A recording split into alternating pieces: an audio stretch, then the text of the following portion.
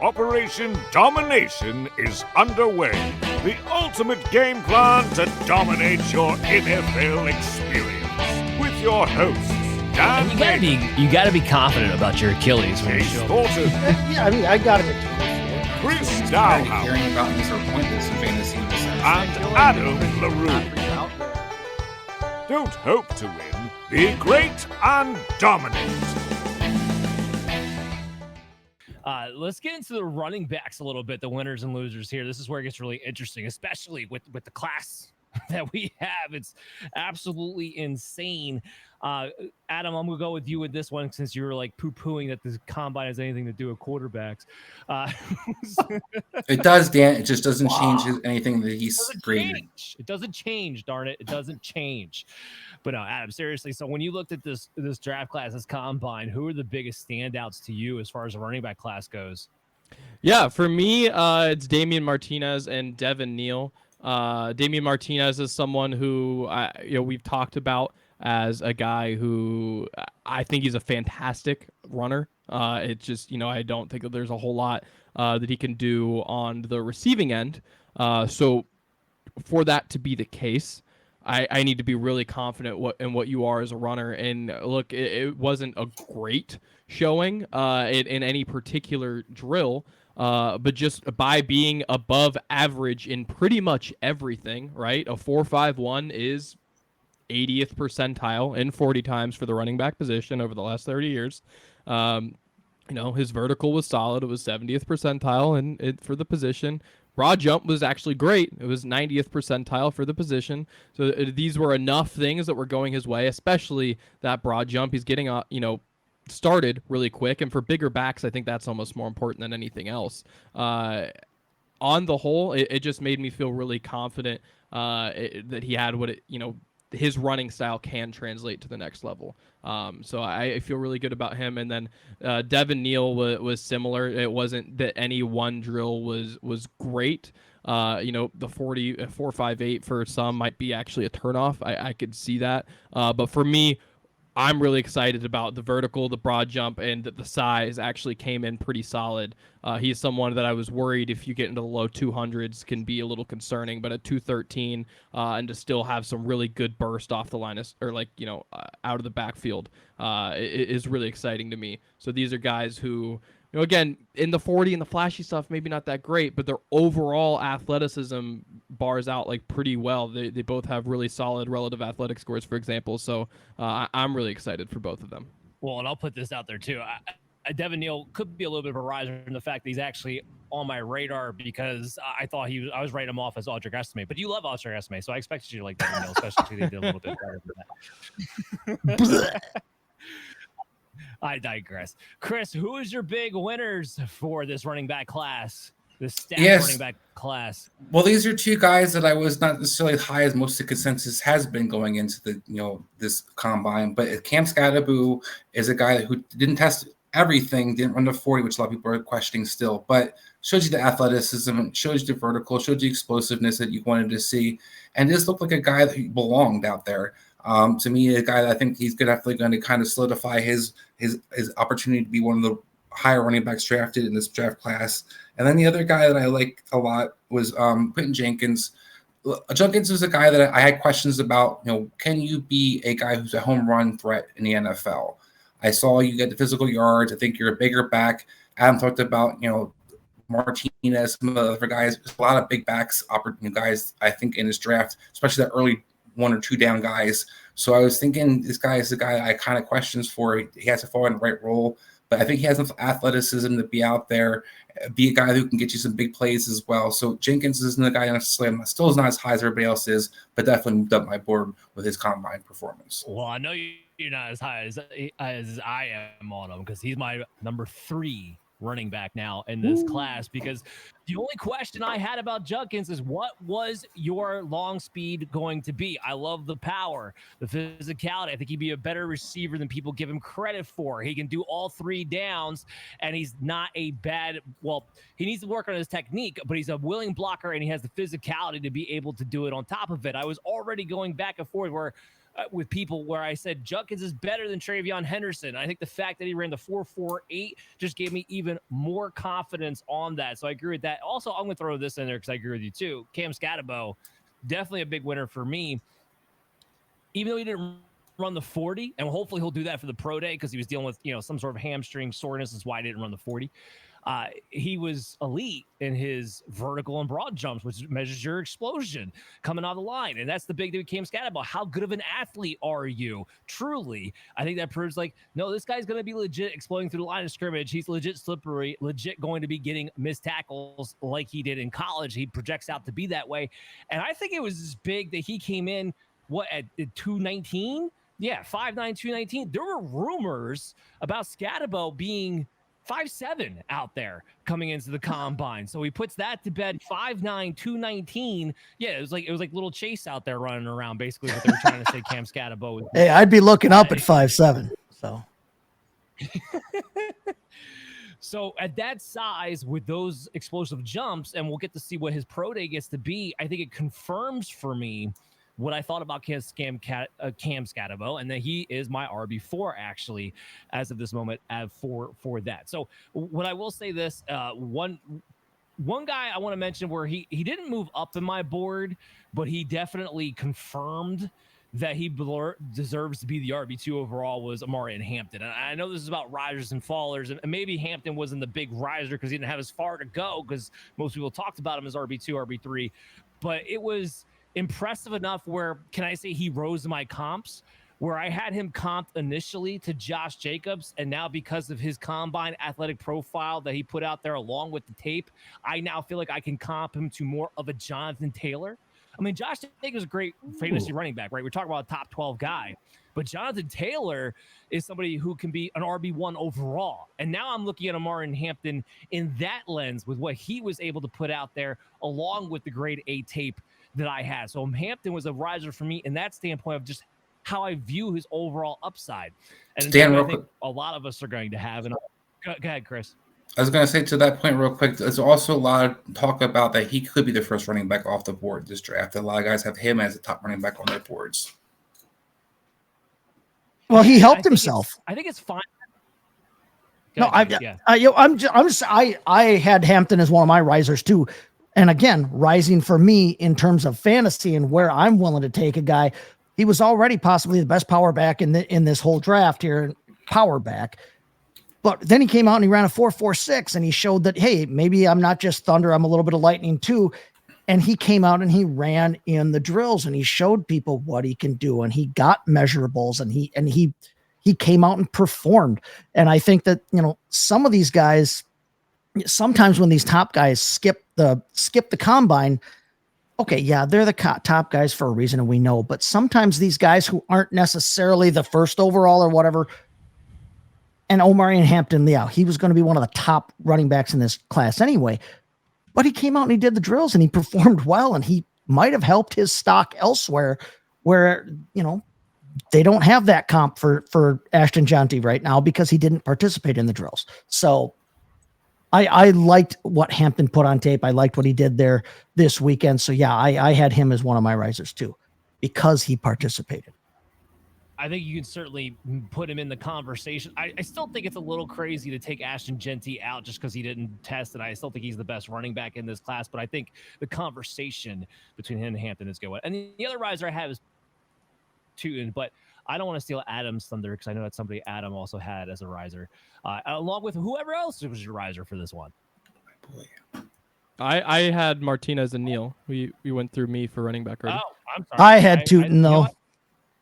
Okay, maybe that's what I had mixed up in my mind. Go ahead, Chase. You had Tootin. No, listen, he showed he's a speed back. He had the fastest 40. He had the fastest 10-yard split, so which means he's getting off the line quickly. He can hit that hole quick. He had the best vertical. He had the second best broad jump. He's an explosive talent, and I think he really helped himself this weekend, and he helped himself in my eyes this weekend as well.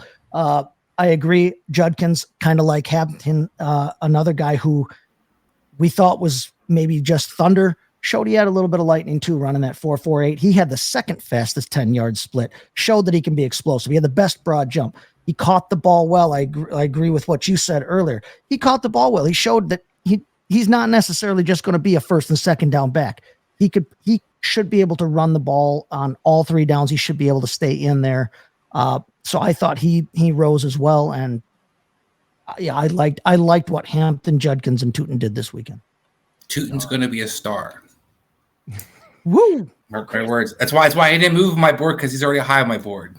Well, he moved up big in my board. I didn't have him as high as you do on your board. But when you're talking about what Tootin did, okay, you're talking about a player where it's not just about the fact that he ran the 4.3 240 or 1.49 10-yard split or jumped out of the building with a 40 vertical and a 10-10 broad jump.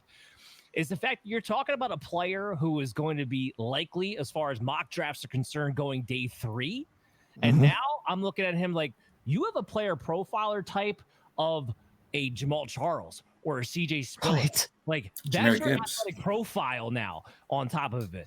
Jahmyr Gibbs, right? Like, you're right there athletically from that standpoint. Now, he is not a good pass protector. And so I think that's going to hinder him a little. That's going to hurt. A lot, quite a bit, honestly, when it comes to, can you become a dual threat running back? I think that'll take time. But are you an explosive? That's why I compliment ultimately the CJ Spiller, because it took CJ Spiller time before he became a dual threat, because he had to work on his pass blocking, but was such a threat as a runner, home run hitter, that he still got early opportunities to start. Now, he was also a first-round draft pick. I don't think Tootin's going to work his way into the first round, but is he day 2 now? Yeah, I think he's day 2 now. So that was a big one for me as well. Unfortunately, there's a downside to this. You know, when we're talking about risers and fallers, there's always guys who didn't quite live up to expectations. So Adam, I want to kick this to you first. Who was a faller based on some of the things you saw at this combine? Yeah, one of the unfortunate ones, I just like, he needs to be here for me, because I think is actually the person on my list who fell the furthest in terms of where he was on my rankings and where he is today, and that's Caleb Johnson. I'm not that concerned about his 40. It's less of his 40, and it's more a matter of a lot of these other big backs helped themselves, and you kind of hurt yourself. It wasn't bad. I still have a day 2 grade on Caleb Johnson. There's nothing crazy here. But when you were a guy who I was toying between you and Travion Henderson from an RB3, then you run a 4.57, and then Martinez does really well at the combine, and Neal does really well at the combine, and Scattebo in the little bit that we saw did really well, and Harvey did really well, and it's just like all these guys who I had in a similar tier to you are kind of leapfrogging you, dude. So I'm still really excited about his pro day. Again, I have these guys kind of in a tier. It's pretty much, for me, it's Genty, it's Hampton, and then I have like 7 dudes who are like real neck and neck, and all day 2 grades is a great class in that respect for me. So he's someone that I'm waiting for the pro day. I'm excited for it. I'm hoping that he can show me some other things, run some agility, run some jumps, or do some jumps rather, and maybe help himself. But for right now, he is literally my biggest faller. Now, the guy who was the biggest disappointment for me is Kyle Manungai. It's kind of an accelerated version of what we just talked about. All the other big backs helped themselves. Taj Brooks helped himself big times. Jarquez Hunter helped himself big time. And these are the guys who I had in a similar tier with him, right? Look, they helped themselves, and you really hurt yourself, right? Because it's one thing for Caleb Johnson. He had a 40 that wasn't great, but again, we talked about it before the show. I had Caleb Johnson as like a 4.5 to 4.55 guy, so 4.57 sucks, but it's not like the end of the world. Manungai really needed to do something to help himself, especially in comparison to some of these other guys. And the 4.6 is kind of inexcusable when you're really only coming in at like, what is it, 14 pounds? 5'8". Yeah, I mean, you're still built really compact. I still like your vision and your physicality, but at least, like, if you gave me something on the jumps, I'd forgive the 4.6, but given your broad and your vert aren't good either, it really makes it hard for me to keep working with you. When, again, guys like Taj Brooks and Jarquez Hunter are guys who I think are similar, and in Taj Brooks' case, I think he actually can play third downs when I don't think that you can. So just guys in your tier are passing you, and there's nothing, that he actually hurt himself, I think. Yeah, I brought us all in on this one because I think we all have Manungai as a player who definitely went down. The 4.6 in a fast class definitely makes it look even worse. They're like, this was last year, a 4.6, and we're like, all right, well, you're still in the there. This isn't that draft class. That's not how this draft class is. This draft class is fast. This draft class is very, very good. So I'll bring in, Chris and Chase. The one player I still could comp him to was Devin Singletary. Now, that's not going to blow your socks off for fantasy wise, but he's been usable. Yeah. Who had fantasy outputs, because he was a compact runner with good vision and can break enough tackles, was able to weasel his way in there for fantasy relevancy here and there. So do we still think that he could be that type of player, or is he just now like, I mean, we could make the argument to Adam's point, how many guys might have jumped him that were in that same tier? Is he even being drafted now at this point? I mean, that was part of my thought on him. I'm worried that he, tested himself out of the draft. He'll still go somewhere. He's going to be a relevant name when we get to our rookie drafts coming up here. But I mean, dude, like I said, when you're 5'8", take it from a guy who's even shorter. But when you're short, you probably needed to show out this weekend, and he showed out in the exact wrong direction in just about every way. He was near the bottom of the rankings of the running back position in almost every drill. And for that matter, then in a deep class at your position, you needed to separate yourself. He separated himself in the wrong direction. I'm a little less likely to probably throw that flyer on him, but time will tell. Anything to add, Chris? No, I totally agree. I think basically he showed you that the upside that when we hoped for isn't there. The things that you're looking for on tape, he wasn't a good pass protector. He was very good struggle catching the ball as it was. You're looking for a home run threat. You're looking for a guy that could be a rotational guy that could be maybe stealing that second running back touches. And I just don't see a guy who's going to make even, probably maybe a special teamer maybe, but this isn't a guy I think is going to be on high people's boards. Devin Singletary's not a bad comp, Dan, but Singletary went in the 4th round. I think Mangai is going to go way lower than that. Well, to that point there of Singletary going in the 4th round, he went in the 4th round of a very weak running back class. I think, like I said, I think this would have been a different story had it not been this draft class Mangai was trying to come out into from that standpoint. I just wanted to throw out the Caleb thing here. Kind of to Adam's point a little bit where he's not taking him out of the 2nd round or anything like that, but he was a faller. He was a faller on my board from the part of, I think a lot of people had you as number 2 running back. Now, I was never that high on him. I always had him at number 4. I don't, I'll throw Chris up here because we'll talk about that.